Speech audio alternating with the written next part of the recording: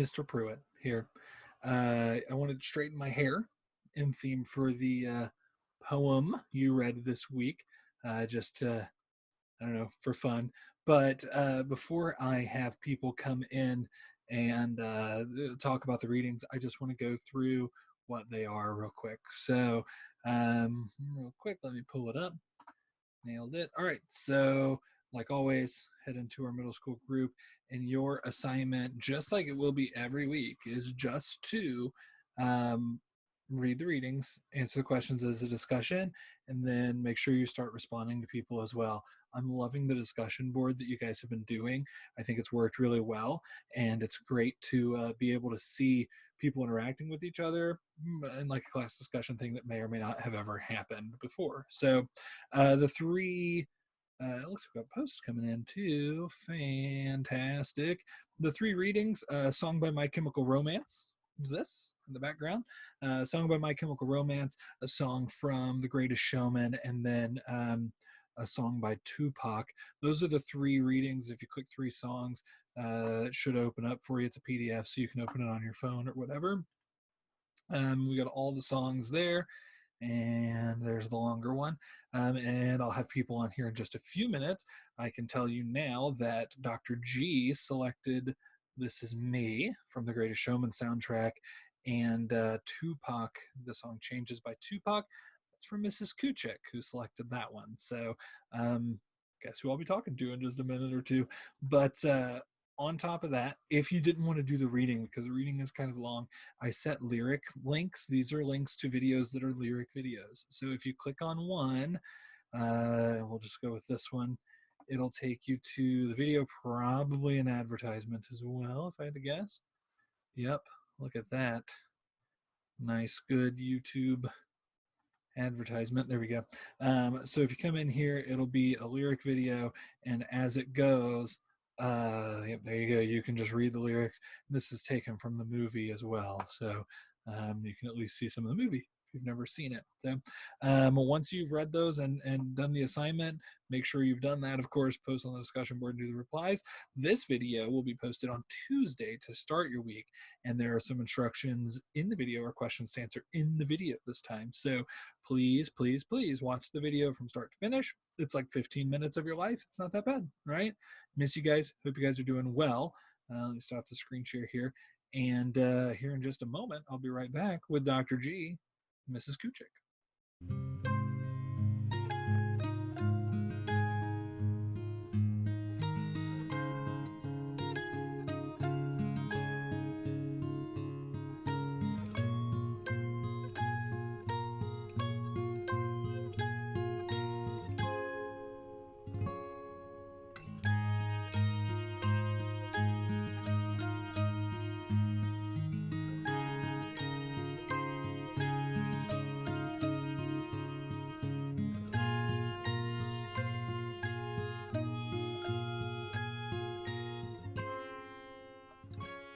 Hey everyone. Hi. Hope you guys are doing okay.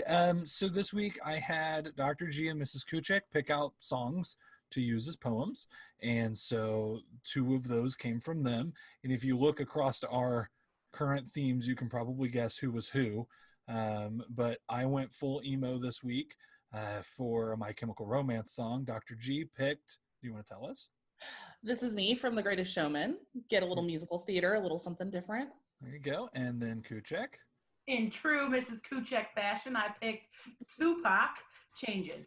There it is. So we wanted three kind of mega different poems for you to read. They came from three different eras of music, from three different genres of music, and they all kind of approach things, I think, quite differently. So let's get them pulled up real quick. There we go. All right, so I asked you guys, I tried to ask 3 or 4 questions per poem just to get you to think about it. Cancer is quite the sad one I just joked before we got on here that there's a reason emo was dressed like this, because everyone was just in those emotions. But this song, if you didn't catch it, is about a guy who is dying of cancer. So he is speaking to his loved ones. He's ashamed at the way he looks, and it's very quick, but it goes over. It's just got a ton of imagery in it, which is why I liked it so much. But you guys all kind of got, everyone that answered said everyone seemed to understand he's dying of cancer, that he's not feeling great. And then how he changed was one of the things I wanted to kind of look at. Can you hear that train? There's like a really loud train. Yeah, it's That's awesome. intense. Holy I cow. thought that was the song. I thought you were playing it in the background. No, it's just a really aggressive train. Okay, so anyway, so it's got some great imagery. Like we can all see like chapped lips, and then I think most of us can see kind of what it looks like for someone to be buried. And then like all my hair's abandoned, all my body would mean like if you've ever seen someone with cancer and how like a lot of times chemotherapy makes them sick and like their hair falls out, which is unfortunately one of the lasting images I have of my grandma when she died of cancer. That might be too dark, I don't know, but she lost all of her hair, and that's how I remember her, which kind of sucks, but I was just really young. And then yeah, so that's kind of all I want to say about that one, because it's so sad. So then we'll dive into the inspirational messages as we get into This Is Me. So Dr. G, why did this song jump out at you as one that you wanted everyone to read? So I actually happened to just see this movie for the first time last week, which is also part of this when we were talking about it, why I picked this song. Plus, I've heard the song before and love the song because I feel like it's such an inspiring message, not just about embracing who you are as, in this case, a freak, but just in general. Like I feel like teens, adults, just kids in general, adults in general, don't always embrace who they are. And I really love that. It resonated with me, especially as we're moving into a time where when I was growing up, being gay or lesbian was not necessarily, acceptable. Like it was fringe. And I grew up in California where it was pretty liberal. But I feel like nowadays you're allowed to do that. You're allowed to be that person and it's okay. And I think that's amazing. And I feel like this really resonates not just with the people that may look different physically, but just emotionally may not feel like they are part of the normal society, but just being who you are. And so I really like that. And there's so many different lines in here that really resonate for me.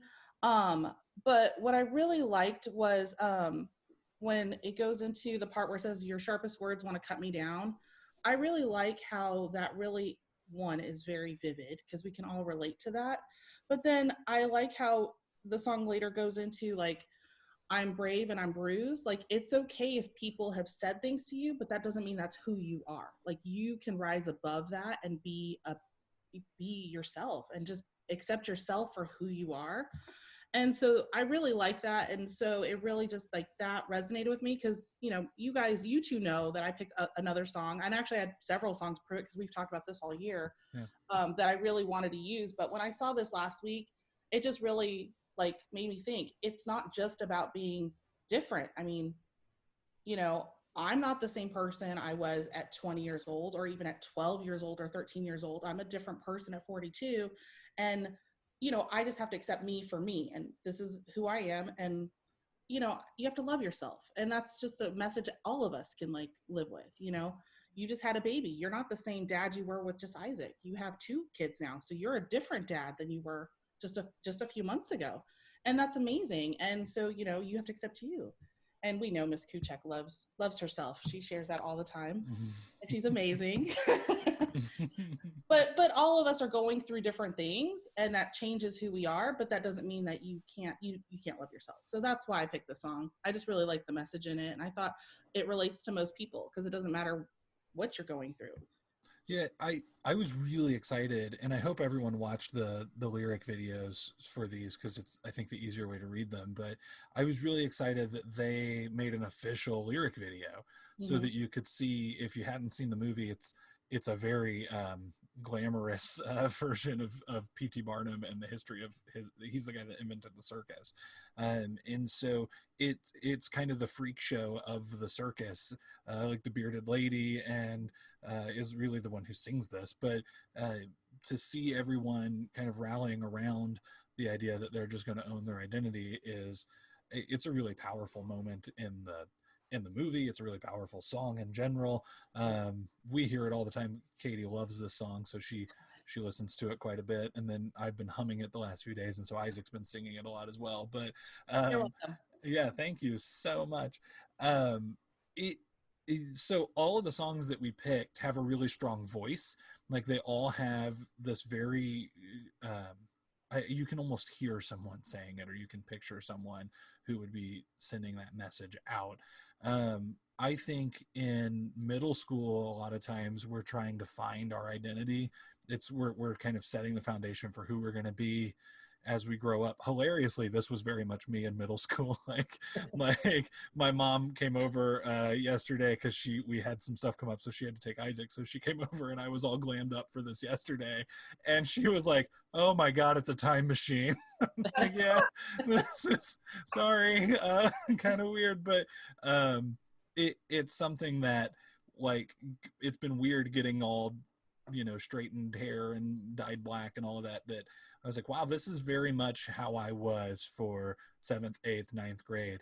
And then knowing that I'm not ashamed of that, like I'm just not that person anymore. It doesn't mean that like I look back on it and hate it. Like it's just we all change and we all adapt for who we are. And I think the song does a nice job of capturing that it's okay to be who you are regardless of whether that changes or not. It's really good. Kuchek, Sure. how are you? So, working it out at home. So my song was to choose a song that makes you feel a strong emotion. I had a couple choices, but this song immediately, Tupac's Changes, immediately came to my mind. Um, it's an interesting song because it was released in 1998, which was 22 years ago, but it's still relevant to the way we live life today. This song talks a lot about how one of my favorite, actually, I don't know if I'd call it a verse, but it's where it says Tupac talking on the right column, halfway down. He just talks in the middle of the song if you haven't heard it, and he just says, we got to make some changes. It's time for us as a people to start making some changes. And then he talks about like, let's change the way we eat, let's change the way we live. And then he says, let's change the way we treat each other. See, the old way wasn't working, so it's on us to do what we got to do to survive. And it's so true because, when I was a young girl in the 80s, there was this very big divide between the Black community and the white community. And I lived in a town where, my school was 50% African American and 50% white. So, but the song talks about basically how, life is different when you're African American. You're immediately like looked at differently. The cops don't really care if you live or die, which is what we've kind of been going through for the last probably I think at least 5-6 years, most recently, with the unnecessary killings of African Americans by cops. And all of those kind of things. So it's strange to me how this song still we still haven't made those changes. We still haven't felt those feelings.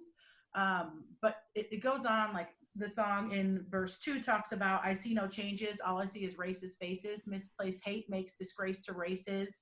It even talks about take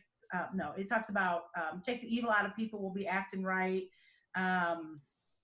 Although it seems heaven sent, we aren't ready to see a Black president. And the reality is, when did Obama? 2008? 2008, yeah. Yeah, I mean, even in 2008, 20 years after this song came out, 10 years after this song came out, right? Yes. Yeah, we still weren't really ready to see a Black president, and we had a Black president. I mean, think about how many white supremacists came out of the woodwork, only because Barack Obama was Black. I mean, even today we have a president, who kind of is in the White House who blames everything on Obama. And, low key, it's because Obama was the Black president. Yeah. So I felt like when we talk about how does he express his emotions? I mean, I think Tupac in almost every song he does is he just says it. I mean, he was real. He doesn't sugarcoat anything. He just says what everybody thinks, and he wasn't afraid to say it. What can we learn from this poem the most, and why? I think would be, just what he says, like we have to start making a change. I mean, the old way isn't working for us, so we have to do what we have to do. It takes more than just 3 or 4 people to make a change, and I think that there is still a huge divide between the African American and the white community, because we apologize for Holocaust, we apologize for these other things, but nobody has ever really apologized for slavery. I mean, we got to bridge. There's a huge divide on that issue too, because I think everyone agrees that the Holocaust is wrong, but not everyone identifies the problem that still exists when it comes to like race relations. And to date myself a little bit, because I'm the young gun in this call here, but I was a junior in high school during the Obama election. So his inauguration, I remember I was in my Latin class, fall classes, with Magistra Schneider, and she had the inauguration on, and I was excited. I thought it was awesome, and I was a big Obama fan. But there were like almost half the class, they were dressed in all black that day. And when we asked them why, they said, "Oh, we're just mourning the death of our nation." And like you could see even on that day that this divide still very much existed, like and it was already, I mean, that was 2009, January of 2009 when he was inaugurated. That was already starting to show that there were people who would never side with an Obama presidency because of who he was. And that issue has just grown over the last, now we're at, good Lord, 11 years, I guess, since then. But it's kind of wild to think that this is an issue that really started to take shape in society with Tupac and with the rise of hip hop and the rise of rap, and seeing how you suddenly had a very predominant black voice in the community or in the world sharing out what it was like. And you also immediately had that snap reaction discrediting it, right? Mm-hmm. That it's not the case. And like those sound bites are still really famous of like people on news shows being like, hip hop's done more damage to the African American community than anything, like there's this massive divide. And it was evident when the song came out, it was evident before it, and it's something that's still very evident today. Mm-hmm. Yeah, I don't know. Do you have anything to add to that? Did that just kill the conversation? No, I mean, I think that everything that you said is true. I mean, I watch all those like hip hop documentaries and stuff. I mean, even like NWEA. Oh, yeah. Wrong. That's the test we take. Even NWA. There like, it is. They started making songs about like what it was like to live in the projects in California, like in the most dangerous projects, because they wanted people to know like this is real for us. I mean, we are targeted because we're black. Like right. Tupac talked about in this song, like dope them up, let them be drug dealers, give them guns, step back, watch them kill each other. Well, that's right. What was happening in the 80s, and it was like the cops were standing back letting it happen when they should have been stepping in and trying to put in some sort of reform. And even as a country, we should have been stepping in and trying to put in some sort of reform. And the reality is there just aren't. And it's still, it's not just necessarily a divide amongst like black and white, because it is, but it's a divide amongst white. I mean, you've got like this large group of white people, I guess, because white isn't really a race, but you have this large group of like white people who agree that like this is a problem and we need to do something about it, and it is an inequity, it is a problem. And then there's this other large group of white people that are like, privilege isn't a thing. Well, right. Yes, it is, and this is the reality, this is what's happening. And instead of saying, oh, well, this or that or whatever, like they just, the prisons are packed, it's all black on black crime, like then do something about it, then be a voice of change. And the problem is how do we get there? Right. It takes more than just 50 people saying like, this is a problem. Like as a nation, just like Tupac said, like we got to take the evil out of people so they act right. Well, and I think I spent, for those of you that don't know, although I'll probably put it in the video, we tried to do this yesterday and the internet was taking a poo on us, so we had to push it back a day. But when that didn't go through, I just sat around and looked at the poems for a little bit and tried to think of a way to connect them. And your guys' connect so well, right? Mhm. The idea that it's fine to have an identity and you should own that identity and you should be able to carry that identity. But both songs also point out the fact that carrying that identity will cause negative things to come your way, Yeah, there's a right? couple. Because people who are strong with, like, people who have a strong identity, a lot of times, I don't know if it's because people are insecure and they just attack that or whatever, but they're such easy targets, right? Anytime someone embraces that identity, which we see in the middle school in our school a lot, like as people start to break into their identities, the Yeah. kids who report being bullied a lot of times are kids that have really strong identities, Yeah. right? And so it's not a problem that's going away, and it's not a problem that's just exclusive to race issues, or especially that's not exclusive to like black and white, because I mean, like Katie gets all kinds of stuff for being Absolutely. Chinese, especially right now. Yeah. Like I'm not letting her go to the store alone right now. We're in that kind of a spot. Yeah. But like Well, but remember when all that stuff happened with, sorry to cut you off, but remember when all that happened with Osama bin Laden?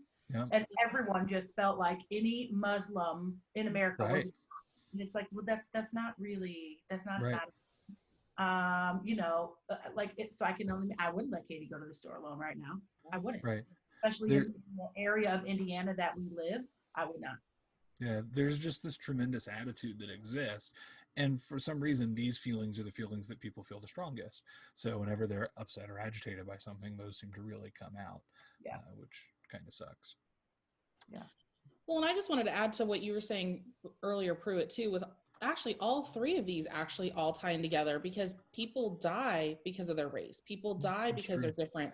And while cancer is, a medical, it's your body kind of taking over, like people die for what they believe in, whether other people agree with it or not. And that goes right into Kuchek's point, that, you could be divided on the issue of whether it's gender, physical, or, race, or whatever is setting you to be different from everybody else. But people die for what they believe in, which is so powerful. But I agree. I think, a lot of it is that just the insecurities or not understanding. It's that intolerance because they don't understand why that person is different. Or they don't It's want to understand. Exactly. Right. Yeah. That's really good. I feel good about what we've done here today. Thank you. I I do do. too. Awesome. Yeah, this was fun. I think this is a great way to spend a remote learning like hour, right? Yeah. Isn't this great? I love it. Yeah. Well, I thank you guys for chatting. Do you have anything else you want to put in there? Just that we miss all of you. I know. Miss you guys so much. Yeah, to see you.